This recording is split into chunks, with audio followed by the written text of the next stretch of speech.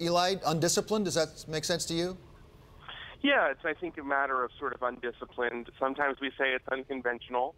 In this particular case, if the sources for the Washington Post are correct, and I sort of allow at the end that, the one part of it where I think people could disagree is exactly what all the implications are, that it's a dangerous level of incompetence.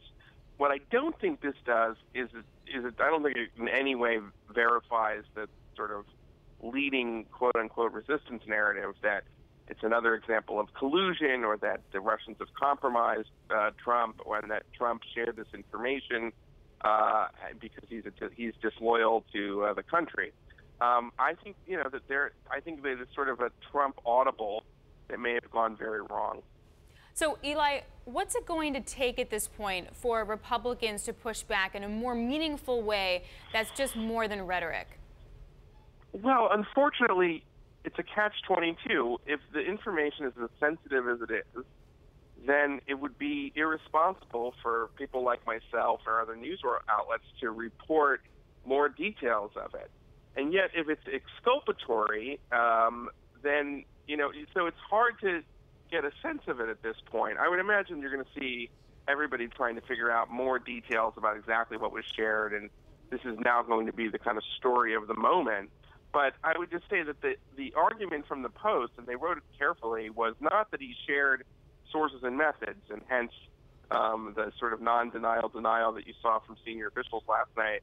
It was that with the information, specifically the location of where these plots were being plotted, that the Russians could then reverse engineer and find an important allied intelligence source. And I would just point out that that may very well be true, but at least, in Syria, both the Russians and the U.S. are ostensibly fighting the same enemy, which is ISIS.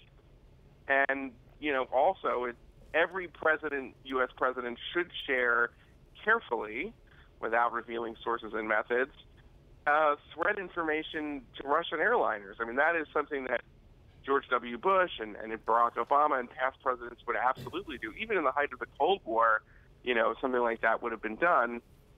So those are the kind of caveats. I'm not saying that the president gets off on this. It looks like he did this, and It's not good.